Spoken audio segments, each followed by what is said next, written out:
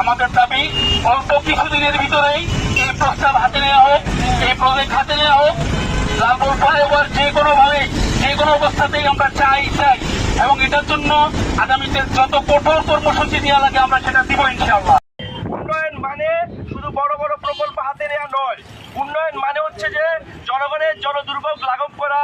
উন্নয়ন মানে হচ্ছে যে জনজীবনকে সহজ করে দেওয়া।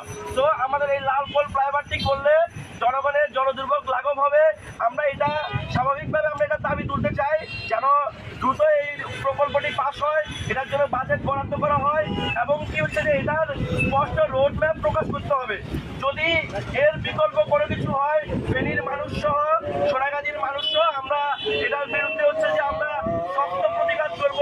হাইওয়ে ব্লকের মতো কর্মসূচিতেও আমরা যেতে পারি। তাই আমরা চাই এটি অতি দ্রুত বাস্তবায়ন করা হোক, এটা শুধু কথার বলির মধ্যে সীমাবদ্ধ না থাকুক।